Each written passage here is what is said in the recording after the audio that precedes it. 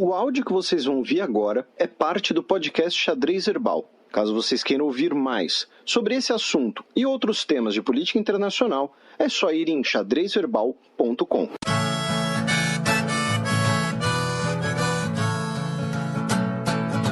Coluna aberta.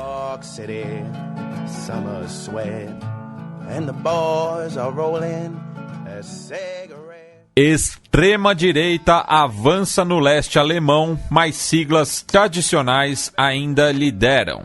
Nós tivemos eleições em dois estados alemães, de Brandemburgo e da Saxônia, ambos partes da antiga República Democrática Alemã, também conhecida como Alemanha Oriental, ou Alemanha Socialista, ou Alemanha Comunista. Ou DDR, para os mais íntimos. Ou DDR, né? DDR, inclusive na camisa, né, do time e tal. Se tudo der certo, a gente vai falar um pouquinho mais da história dessa região esse ano, né? E tivemos eleições regionais nesses dois estados. Tá? Para os Landtags, né? O parlamento territorial, parlamento regional, né? O parlamento federal é o Bundestag. E obviamente eu só falei disso para poder falar Bundestag, né? Um abraço para o nosso querido Lucas, né? E para todo mundo que deixa a quinta série despertar quando ouve Bundestag, Bundesliga.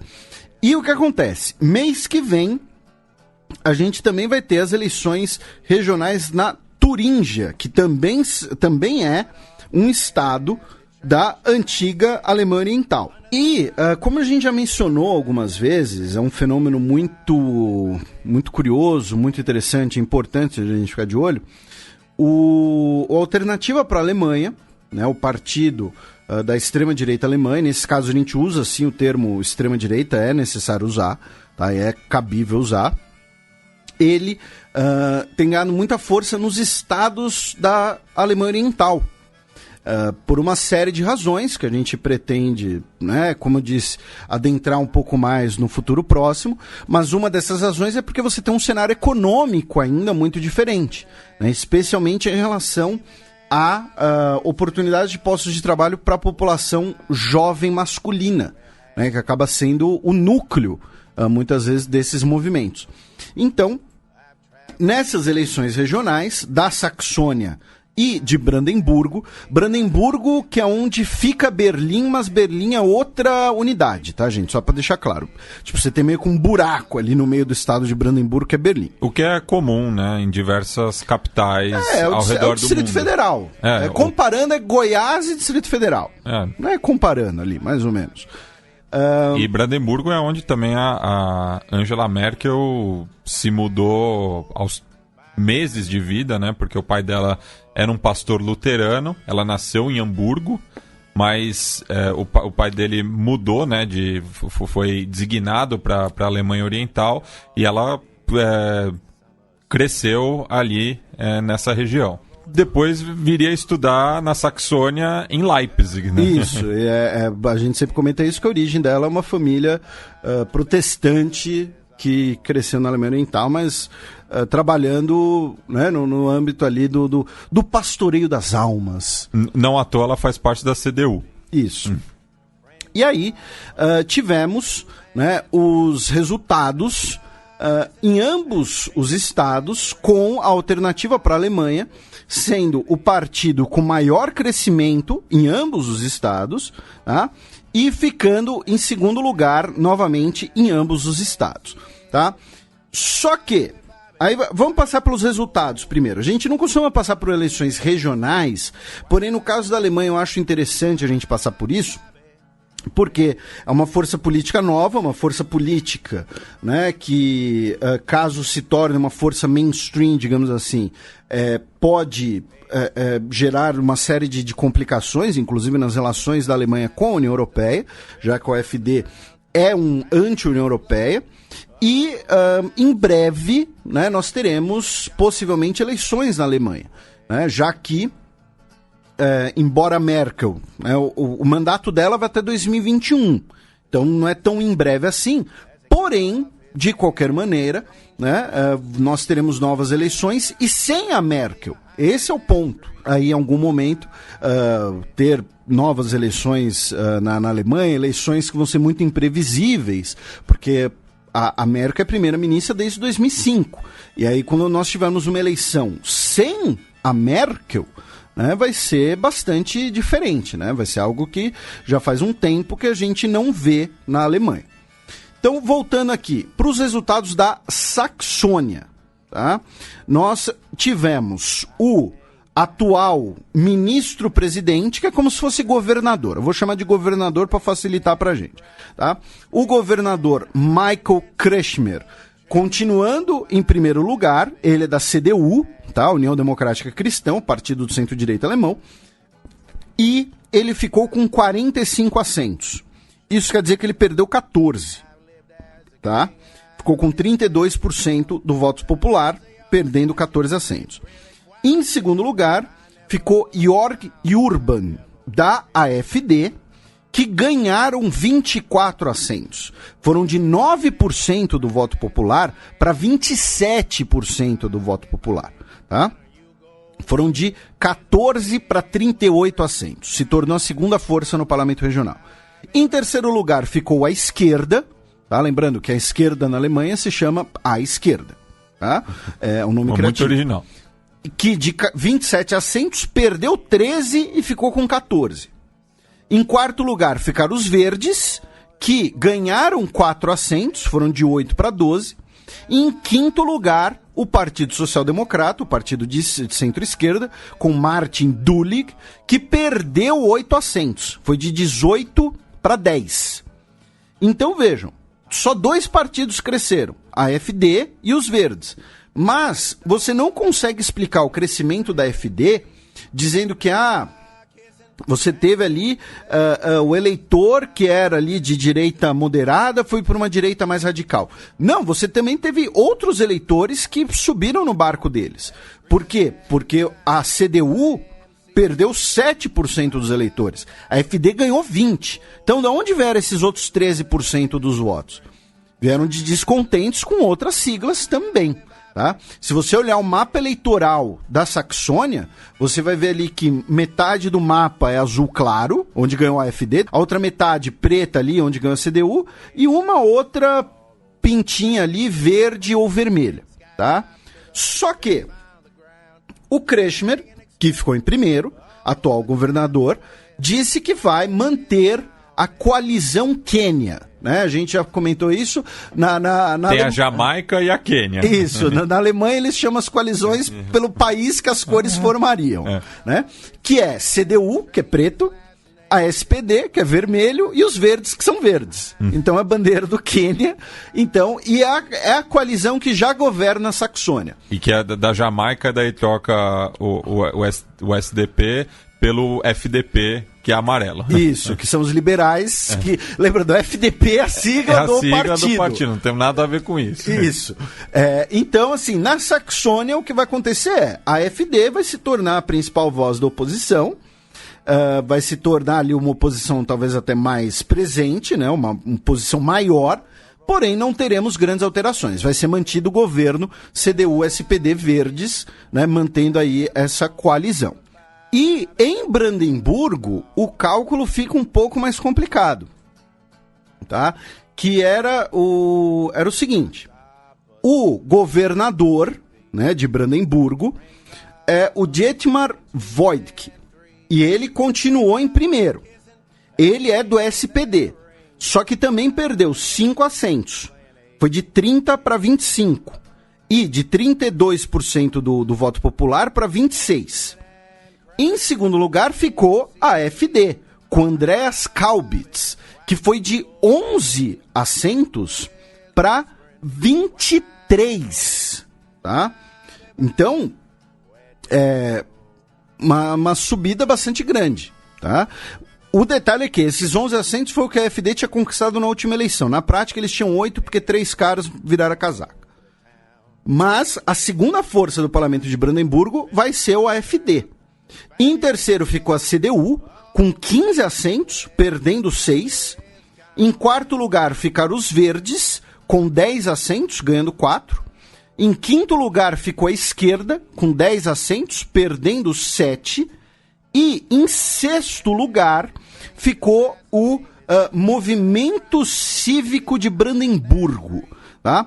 Com 5 assentos, que é uma digamos assim, uma versão local, né? Uma mistura ali, pelo que eu consegui compreender, uma mistura de AfD com CDU, mas com pautas locais. E se você observar a coloração do mapa de Brandemburgo, como o Felipe tinha falado, né, com Berlim ao centro, você observa um fenômeno curioso, porque ao oeste ganhou a SPD, quase majoritariamente, e ao leste ganhou a AfD. E daí você tem também ali uma mancha da CDU, uma dos verdes e outra dos votantes livres de Brandemburgo. Pois é. E no resto do estado você tem um ou outro distrito que foge disso. É curioso que nas cercanias de Berlim você tem essa variedade aí de partidos. E aí, novamente, você teve um ganho da AfD maior do que a perda da CDU. Então, não dá para explicar apenas pela radicalização de um eleitor que já votava num partido ligado à direita, né? Que era o principal fenômeno europeu. Uma coisa que a gente comentou aqui lá no início do podcast, anos atrás, que era o que estava ocorrendo na Europa no primeiro momento, né? Que muito mais do que um crescimento, digamos assim, da direita, o que estava ocorrendo era um enfraquecimento da direita dita tradicional e um fortalecimento desses partidos mais eurocéticos. Lembrando que euroceticismo não é apenas uma bandeira da direita. A esquerda na Alemanha também tem bandeiras eurocéticas, tá? É importante lembrar disso. E aí, por que eu disse que o caso de Brandemburgo é mais complicado? Porque as margens de vitória ficaram muito mais estreitas.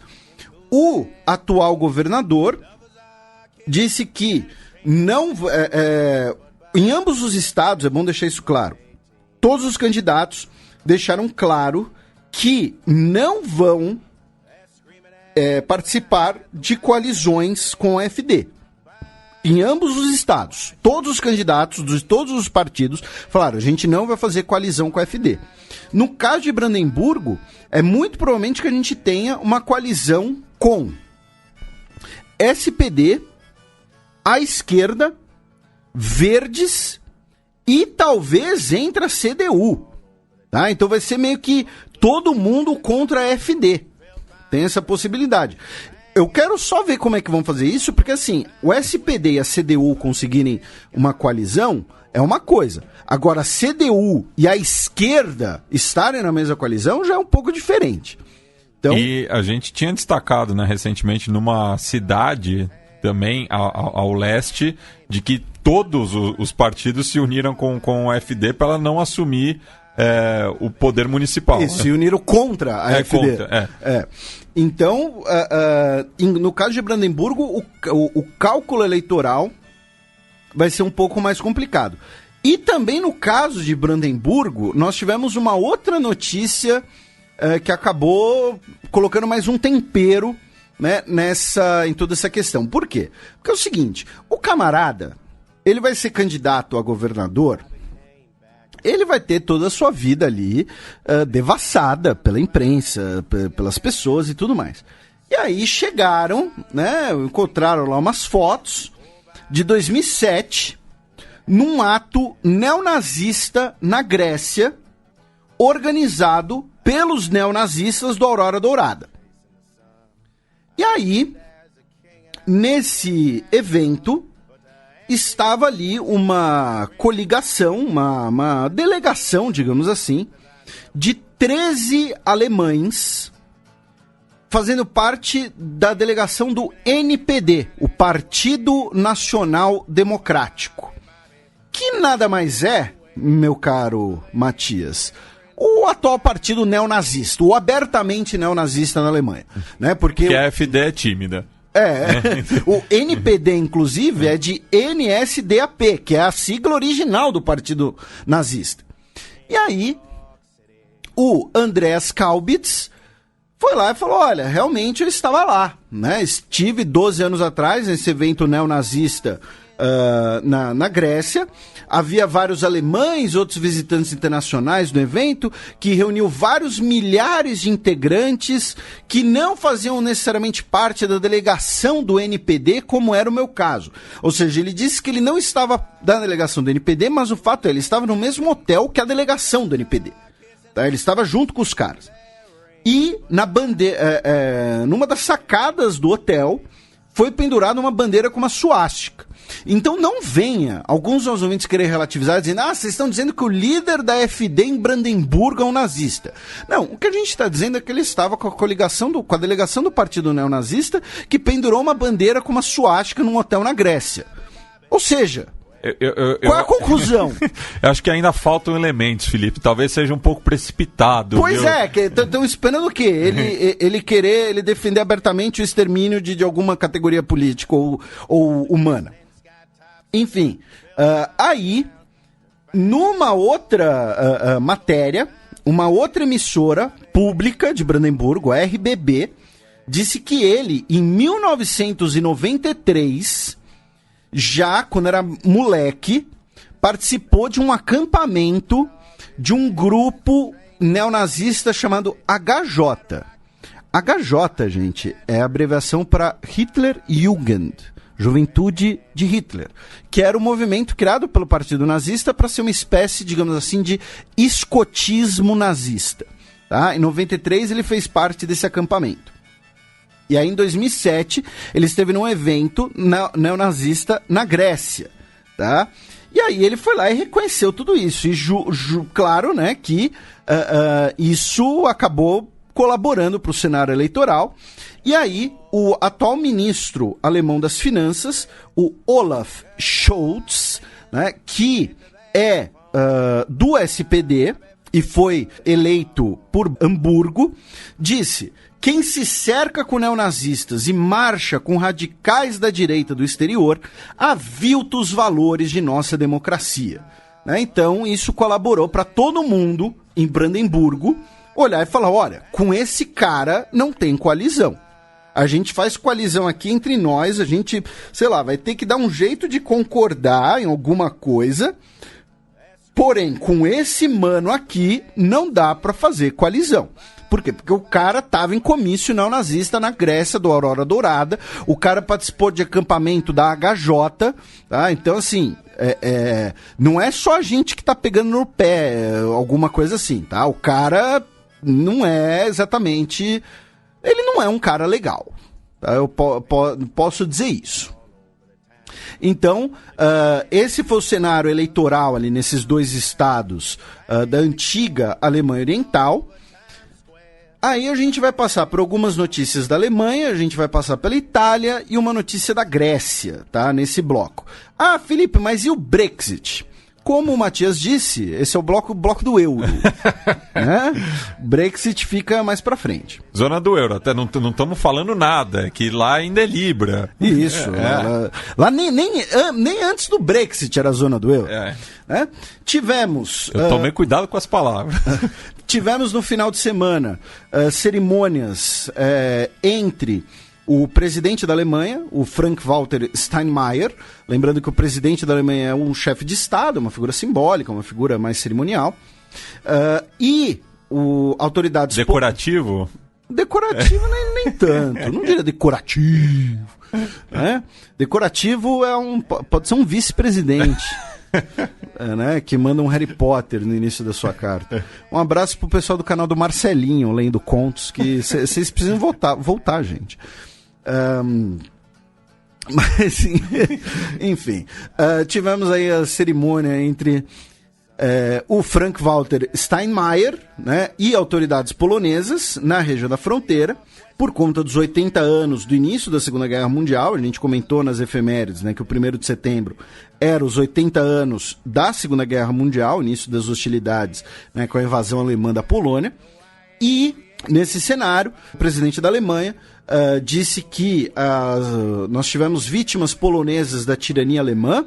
Ele pediu perdão por esse crime alemão. Tá?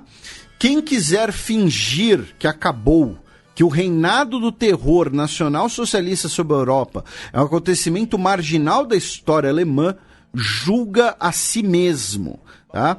Então ele, né, aproveitou e deu uma cutucada justamente nesse cenário eleitoral. Sobre toda essa questão aqui, eu vou apenas fazer um alto jabá, né, que o meu penúltimo texto na Gazeta foi sobre as fronteiras da Polônia, né, o deslocamento das fronteiras da Polônia pós Primeira Guerra Mundial, com o restabelecimento da República Polonesa, a criação do corredor polonês, a questão do porto de Danzig ou Gdansk, e depois o deslocamento das fronteiras na Segunda Guerra Mundial, com a linha do Oder, né, toda essa questão da formação das fronteiras polonesas, do Pacto Molotov-Ribbentrop, tudo isso está lá no meu penúltimo texto, vocês podem acessar, ou, se preferirem, pelas redes sociais do Xadrez Herbal também, tá? Outra notícia alemã, antes da gente cruzar os Alpes indo para a Itália, é que a Alemanha anunciou que vai banir o glifosato até 2023, por ele, segundo as autoridades alemãs, ele teria relação com casos de câncer em seres humanos e ele causa danos colaterais ao exterminar insetos. A gente está citando isso porque recentemente a gente falou do glifosato, alguns dos nossos ouvintes mandaram recados, inclusive, não vou lembrar qual programa que foi exatamente, porém, a questão do glifosato é uma questão presente no debate público brasileiro hoje e a Alemanha anunciou que até 2023 irá bani-lo, tá? A Tchequia, a Itália e os Países Baixos já estão restringindo o seu uso. A Áustria proibiu recentemente o glifosato e a França, até 2023, vai progressivamente substituí-lo, certo? Aí, vamos para a Itália, onde tivemos, né, a concretização do novo governo, porém não foi sem sustos. Na noite, né, da sexta-feira, depois que a gente gravou o programa, nós tivemos o Luigi Di Maio dando ali algumas declarações, colocando algumas exigências para o acordo com o Partido Democrático, né? A redução do número de parlamentares, né, a questão de você não ter um aumento de impostos, uma política fiscal um pouco mais expansionista, inclusive, né, com mais gastos do governo, questão de imigração e tudo mais. E aí isso acabou gerando ali alguns sustos, né, porque falaram, peraí, como assim? A gente anunciou um acordo, e aí você vai lá e logo depois dá uma coletiva, querendo botar a faca no pescoço, querendo dar um ultimato e tudo mais, mas acabou que, no fim das contas, tivemos a formação de uma nova coalizão. O PD aceitou os termos do Movimento 5 Estrelas e 79% dos filiados aos 5 Estrelas votaram online aprovando a nova coalizão. Tá? Isso era outra condicional, inclusive, né? Os 5 Estrelas prevê no seu estatuto que qualquer coalizão, qualquer governo tem que ser aprovado pelos seus filiados num voto direto online. Consulta ao internauta. Mas vinculante agora. E aí, mais de 100 mil, né, filiados aos 5 Estrelas e 79% deu o ok. Então, Giuseppe Conte reconduzido ao governo, agora com um novo gabinete. E aí eu queria destacar aqui apenas algumas coisas. A primeira delas a Liga Nord, ela tinha 125 cadeiras. O PD tem 111. Então, para tirar essa diferença, dar uma gordurinha para a coalizão, foi adicionada o Livres e Iguais, tá? Liberi e Uguali, que é a sigla LEU, que tem 14 cadeiras, justamente, e que é meio que um grupo de diversos pequenos partidos de esquerda. Ou seja, o governo da Itália foi mais à esquerda do que ele já iria, porque essa coalizão ela é mais à esquerda do que o PD. E aí... PD é mais de centro-esquerda, ele é de centro-esquerda, o partido de centro-esquerda italiano. PD... Eu vou entrar numa coisa que, assim, é só um comentário, tá, gente? Por favor, sem muitas discussões. Mas o PD, ele de certo modo, aconteceu com ele algo parecido que aconteceu com o PT aqui no Brasil. Ele era o principal partido visto como principal partido da esquerda, E você começou a sair algumas dissidências que ou foram para outros partidos de esquerda menores ou formaram outros partidos mais à esquerda. E um partido que, estando no governo, sofreu muito desgaste, justamente porque foi contra algumas pautas muito caras à classe trabalhadora. Tanto que um dos movimentos de dissidência deles se chama Artigo 1, que é o artigo da Constituição Italiana que diz que a República Italiana é uma república popular trabalhadora. Então, dizendo que o PD se distanciou, né, traiu o movimento, já diria Dado Dolabella. Mas pô, gordo. Então, como eu disse, é apenas uma analogia, tá, gente? E aí, dos 13 ministérios titulares, 6 vão ficar com 5 estrelas, 5 com o PD, 1 com o Livres Iguais e 1 sem vinculação partidária. Dos 8 cargos que seriam equivalentes a uma secretaria de governo, que são chamados ministérios sem pasta na Itália, ficou meio a meio, 4 com 5 estrelas, 4 com o PD, tá? E aí, além dessa dança numérica, nós tivemos 2 mudanças que eu acho interessantes da gente ficar de olho, tá? Uma delas é o Di Maio, o líder dos 5 estrelas, ele deixou de ser o ministro da Economia e do Trabalho. As 2 pastas que tinham sido unificadas sob ele voltaram a ser separadas e agora ele vai ser ministro das Relações Exteriores da Itália. Por quê? Né? Ao meu ver, na minha análise, isso é o fato. A análise ao meu ver, você tem duas abordagens isso. A primeira é orientar as relações italianas para longe dos eurocéticos e dos populistas que estavam mais afinados com Salvini, né? Então, orientar a Itália para mais longe da Hungria do Orbán, da Polônia do Duda, e mais próximo a uma Alemanha da Merkel, mais próximo aos outros países mediterrâneos, mais próximo dos Países Baixos. Não falei muito da França, porque o Di Maio e o Macron também não exatamente, né, não são exatamente ali BFFs. Então, assim, buscar relações menos eurocéticas, menos populistas e mais pragmáticas, né? Aí inclui a China, por exemplo, né? Os 5 estrelas, que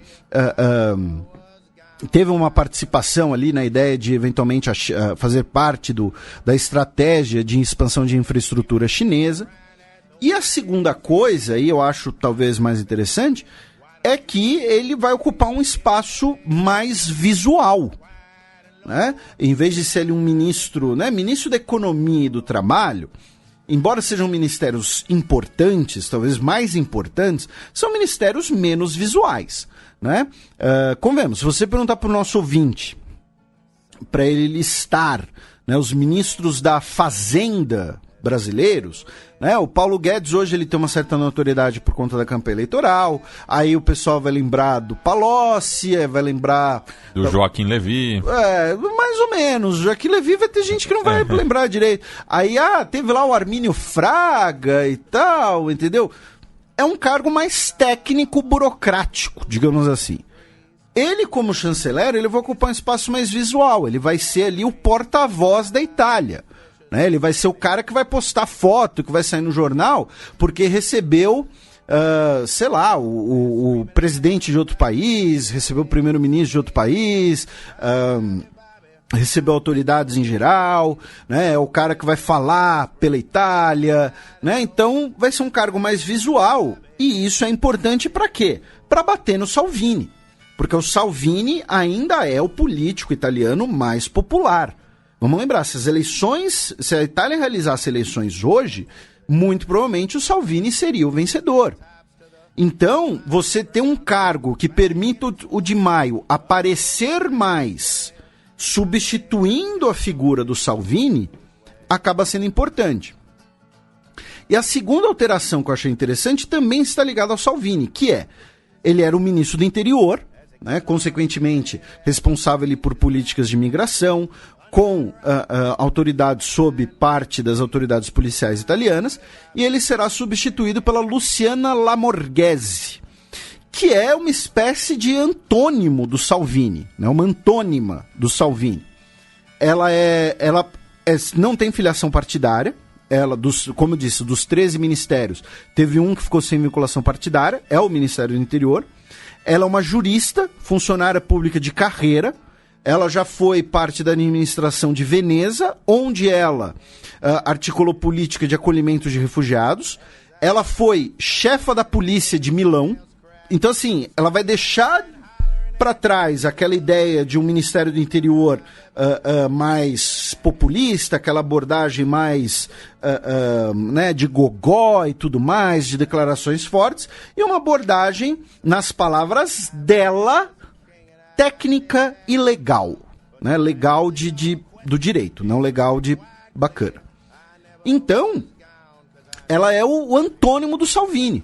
A ideia olha, a gente tem que ter políticas de acolhimento de refugiados, não é abrir a porta, não é ser uma coisa descontrolada, mas também ser longe dessas bravatas, dessas declarações do Salvini, tem que ser tudo feito com calma, de forma técnica, de forma legal. Ela já chefiou polícia e tudo mais. Ela vai ser ali vai ocupar o cargo muito provavelmente de maneira muito mais discreta do que o Salvini, né? Duvido muito que ela apareça sem camisa lá na praia, sendo DJ, né, e tudo mais, tirando o selfie com a galera, tal, caipirinha na mão, né? Não sei se era caipirinha, era um drink. Então, e isso também mostra que o Salvini é o alvo, né? Por quê? Porque o Salvini ainda o ministro é a figura de governo mais popular na Itália. Então, para esse governo ter sucesso, parte disso passa por bater no Salvini. E aí fica uma interrogação, uma incógnita, que eu acho que vai ser interessante. Como é que vai ser a relação do Salvini com o Berlusconi? Porque agora o Liga Nord vai ser a maior bancada da oposição, com 125 cadeiras, e em segundo lugar fica o Força Itália, com 103 cadeiras. Se o Salvini se unir ao Berlusconi, eles vão ter uma oposição institucional muito forte. O que eu quero dizer com oposição institucional? Número de votos ali no parlamento, entendeu? Então, o governo quer propor uma nova lei, propôs uma nova medida, sei lá, qualquer coisa. Então, se você juntar Força Itália e Liga Nord, você vai ter uma bancada que vai conseguir frear algumas coisas. Ao mesmo tempo, se ele se une ao Berlusconi, isso pode manchar a imagem dele, porque o Berlusconi é aquela coisa. O Berlusconi é o Maluf da Itália. E isso em todos os sentidos. Inclusive no sentido de que você tem ali uma minoria que ama o cara, que se for candidato hoje... Tem gente que votaria no Maluf hoje, aqui em São Paulo, especialmente. Né? E ao mesmo tempo você tem uma grande maioria que tá de saco cheio, que não quer saber, que odeia o cara, que vê no cara a personificação de tudo ruim do sistema político. No caso do Berlusconi, não tô falando do Maluf. Tá? Então, você ter essa união pode fortalecer do ponto de vista institucional, mas vai desgastar a imagem. Novamente, fazendo um paralelo com o cenário político brasileiro, né, teve um político brasileiro que se uniu com o Maluf por questões institucionais anos atrás e acabou pagando um preço na imagem, inclusive. Né? Sem citar nomes. Mas então, em relação à Itália, essas são as questões talvez mais interessantes. E para a gente fechar a zona do euro, meu caro Matias, o novo governo grego, via o Mitsotakis, fez ali uma proposta, né, uma tentativa de resolver o seu impasse, né, com os britânicos por conta do patrimônio histórico-arqueológico grego que está na Inglaterra. Né? Inclusive, parte desse patrimônio foi para lá ali por uma transação bastante suspeita ali dos mármores do Parthenon e tudo mais e tal. Porque você está com essa cara, você está acusando alguém de saque? Que é isso, jamais que o Museu Britânico faria isso, nem com a Grécia, nem com o Egito, nem com o resto do mundo. E aí, o que aconteceu? Né? A Grécia, ela tem uma campanha já histórica, né, de querer exigir a devolução desse seu patrimônio histórico que está no British Museum. E o Mitsotakis, ele quer fazer uma troca. Ele quer fazer o seguinte: em 2021, nós teremos o bicentenário da independência da Grécia moderna, tá? Do atual Estado grego declarando independência em relação ao Império Otomano. E aí, para as comemorações do bicentenário, qual é a proposta do Mitsotakis, né? Nosso desejo e ambição é criar as condições necessárias para que a herança cultural grega viaje o mundo e, assim, transmita a grande e essencial contribuição do nosso país à civilização. Nesse contexto, dado o significado de 2021, eu faço uma proposta ao Boris. Como um primeiro movimento, me empreste as esculturas, no caso, os mármores do Partenon, por um certo período de tempo, e eu irei mandar a você artefatos muito importantes que nunca deixaram a Grécia para serem exibidos pelo British Museum. No caso, isso aqui foram as declarações dele. O plano em si é o seguinte: é a Inglaterra devolver os mármores do Partenon e, em troca, o governo grego emprestaria obras de arte e esculturas ao British Museum, que nunca deixaram a Grécia, algumas, né, muito delicadas, raríssimas e tudo mais, para serem organizadas numa exposição temporária no British Museum, e que o British Museum poderia organizar uma exposição itinerante com esses objetos pelo mundo inteiro. E isso inclui grana, né? Ou seja, então vamos supor, vai ter lá a exposição dos mármores gregos aqui na Bienal de São Paulo, por exemplo, organizada pelo British Museum. E aí você vai ter que ir lá pagar o ingresso, a grana vai pro British Museum, você vai comprar na lojinha, vai pro British Museum, aí eles vão ter lá um patrocínio, sempre tem um patrocínio de algum banco, vai pro British Museum e tudo mais. Então a ideia é mais ou menos essa: ó, British Museum, você me devolve o que eu quero, em troca você pode brincar aqui com essas coisas aqui por um tempo. Tá? Brincar aqui apenas para ser uma coisa mais leve, tá, gente? Por favor, se tem uma pessoa que não vai desconsiderar a importância histórica desses objetos, somos nós, tá? E tudo isso vem num contexto de que o Boris Johnson, ao assumir o cargo de premier, colocou uma réplica do busto de Péricles no seu gabinete. Uma réplica de um busto que está no British Museum, inclusive. Péricles, o estadista grego, não o sambista. Tá? Só para deixar claro. Seria um baita de um busto. Não, imagina, tamanho natural ainda por cima. Então, tá aí, né, uma notícia aí sobre a Grécia. E, repito, visando 2021, porque vai ser o bicentenário da independência grega.